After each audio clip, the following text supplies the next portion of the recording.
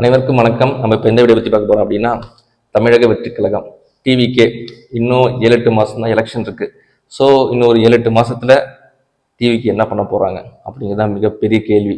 இது வரைக்கும் என்ன பண்ணியிருக்காங்க அப்படின்னு பார்த்தீங்கன்னா, இது வரைக்கும் சொல்கிற மாதிரி எதுவும் இல்லை. ஏன்னா 2-3 மாநாடு ஏதோ போட்டாங்க, அதுக்கப்புறம் ஒன்றும் பேச்சுவார்த்தை எதுவும் இல்லை. அப்படியே அமைதியாக இருக்க மாதிரி தான் இருக்குது. திடீர்னு அப்பப்போ எழுந்திரிக்கிறாங்க, அப்பப்போ படுத்து தூங்கிடுறாங்க. தளபதிக்கு வேற படம் போயிட்டு இருக்கிறதுனால ஜனவரி வரைக்குமே ரிலீஸ் டேட் இருக்கு. ஜனவரியில் தான் ரிலீஸ் ஆகுது படம். அவரோட வேலைகள் முடிஞ்சிருச்சு. ஆகஸ்ட் மாதம் போல் சுற்றுலா பயணம், அதாவது ஒவ்வொரு கிராமங்களுக்கும் ஒவ்வொரு மாவட்டத்துக்கும் சென்று மக்களை சந்திக்க போகிறதா சொல்கிறாங்க. ஆனால் நீங்கள் ஆகஸ்ட்னு வச்சா கூட 6 மாதம் தான் இருக்குது. 6 மாதத்தில் நீங்கள் எல்லா மக்களையும் போய் சந்தித்து ஓட்டு கேட்டு நீங்கள் பரப்புரை செஞ்சு ஜெயிச்சிட முடியுமா அப்படிங்கிற கேள்வி மிகப்பெரிய கேள்வி. ஏன்னா நம்ம தளபதி எப்போதுமே விஜயை எம்ஜிஆர் கூட கம்பேர் பண்ணுறோம்.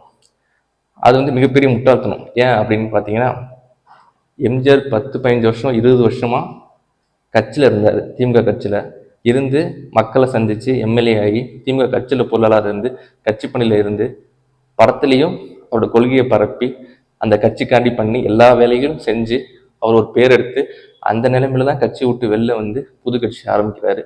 பல திமுக நிர்வாகிகளை பிரித்து எடுத்துகிட்டு அவர் நிர்வாகிகளாக வச்சு அதில் கட்டமைப்பு இருக்கிறத வச்சு அவர் மேலும் பில்ட் பண்ணி அவர் ஆட்சிக்கு வர்றார். இதுக்கும் தான் படங்களில் எந்த ஒரு கொள்கையை சார்ந்த எந்த ஒரு பேச்சும் இல்லாமல் சும்மா படம் ரசிகர்கள் என்ன மாதிரி பிடிக்குமோ அது மாதிரி படங்களை கொடுத்துட்டு திடீர்னு அரசியலுக்கு வரேன்னு சொல்லி அந்த கொள்கையை தான் அறிவிச்சுட்டு அதுக்கப்புறம் நான் மக்களை போய் சந்திக்க போகிறேன்னு திடீர்னு மக்கள்கிட்ட ஒரு 6 மாதமே போய் பிரச்சாரத்தை பண்ணி சந்தித்து டக்குன்னு சிஎம் ஆகிட முடியுமானா வாய்ப்பே கிடையாது. ஸோ இந்த டைம் விஜய்க்கு ரொம்ப ஹார்டான ஃபேஸ் தான். 6 மாதம் 7 மாதம் பிரச்சாரம் போய் எவ்வளோ பர்சன்டேஜ் அவர் ஓட்டு எடுக்கிறாங்கிறது தான் இப்போ மெயின் கேமாக இருக்கும். 8%, 10%, 12, 15 இதில் எந்த இதில் அவர் வரப்போகிறாங்கிறத வச்சு தான் அடுத்தடுத்த எலெக்ஷனில் அவரோட பொசிஷனும் அவர் எப்படி போக போகிறாருங்கிறதும் டிசைட் ஆகும். இந்த வருஷம் சிஎம்ங்கிறது ஏன்னா நம்ம வச்சுக்கலாம் கனவுல சும்மா ஒரு பிரச்சாரத்துக்கு அப்படி தானே சொல்லி ஆகணும். நான் சிஎம் போட்டு போடுறேன், என்னை முதல்வராக்குங்க, நான் அதை பண்ணுறேன் இதை பண்ணுறேன் அப்படி சொல்லி தான் ஓட்டு கேட்க முடியும். ஸோ அப்படி தான் இவங்களும் இறங்குவாங்க, அப்படி தான் பிரச்சாரத்தை கொண்டு போவாங்க. அது எந்தளவுக்கு வீரியமாக போகுது 6 மாதத்தில் கேன்வாஸ் பண்ண முடியுமா அப்படின்னு ரொம்ப ரொம்ப கஷ்டம். சிட்டிஸில் வேணால் நீங்கள் என்ன பண்ணலாம். சிட்டிஸ் டவுன்லனா சோஷியல் மீடியா அதிகமாக புழங்குற இடத்துல வேணால் விஜயோட ரீச் இருக்கும்.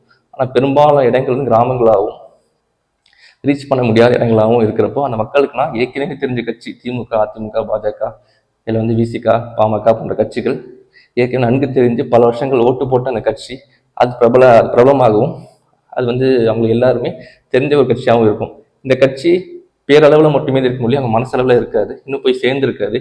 இன்னும் அந்த கட்சியில் நம்ம உள்ளாட்சி தேர்தலோ இல்லை அந்த சட்டமன்ற தேர்தல் இருக்கு இல்லையா, இதுக்கெல்லாம் யாராவது வேட்பாளர் யார் இருக்கா, யாருக்கு நம்ம ஓட்டு போடணும், இவர் என்ன மாதிரி ஆடு அப்படிலாம் இவங்க பார்த்து ஒருத்தவங்களும் ஓட்டு போட்டு கொண்டு வரலாம். இது டக் டக் டக் நடக்கிற வேலை கிடையாது. ஒரு கட்சி கட்டமைச்சு நம்ம கொண்டு நம்ம எலெக்ஷன் நிற்க வைக்கிறது பெரிய விஷயம். அடுத்தது எலெக்ஷன் நம்ம சந்திக்க வச்சு மக்கள்கிட்ட போய் ரீச் ஆகி ஓட்டு அதிகமாக வாங்கி மற்ற கட்சிகளோடு நம்ம ஓட்டு அதிகமாக வாங்கி நம்ம ஆட்சிக்கு வரதெல்லாம் ஒரு டைம் எடுக்கும், ஒரு காலம் எடுக்கும். மக்கள் பிரச்சனை தொடர்ந்து இன்வால்வ் ஆகி பேசிக்கிட்டே இருந்து மக்களுக்கு நம்மள மேல் நம்பிக்கை அதை ஓட்டாக மாற்றி அப்புறம் தான் நம்ம கொண்டு வர முடியும். இது சாதாரண விஷயம் கிடையாது. சும்மா ஒரு படத்தில் நடிச்சிட்டு இருந்தோம், நடிச்சுட்டு படத்தெல்லாம் முடிச்சிட்டோம், இப்போ நம்ம டக்குன்னு மற்ற மக்கள்கிட்ட ஓட்டு கேட்டு மக்கள் நம்மளுக்கு போட்டுருவாங்க, நம்ம சிஎம் ஆயிடலாம் அப்படிங்கிற மாதிரி ஒரு விளையாட்டுத்தனமான ஒரு விஷயம் கிடையாது.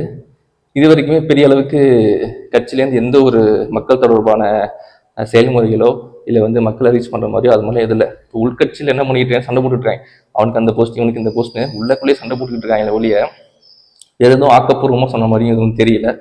பல பிரச்சனைகள் சர்ச்சைகளும் தாவைக்குள்ளே போயிட்டு இருக்கு. பல பேர் தாவைக்க விட்டு வெளிக்கட்சிக்கு ஓடிக்கிட்டு இருக்காங்க. இது மாதிரி நடந்துட்டு இருக்க சமயத்தில் தெளிவாக தாவைக்க முடிவெடுத்து உடனுக்குடனே இதெல்லாம் சரி செஞ்சு மக்கள்கிட்ட சீக்கிரமாக போய் ரீச் ஆகி ஓட்டு கேட்டு முடிஞ்ச அளவுக்கு எவ்வளோ முடியுமோ அவ்வளோ பர்சன்டேஜ் ஓட்டை தனக்கு தக்க வைக்கிறாங்களோ அதுக்கு அடுத்த தேர்தல் அது நல்லது.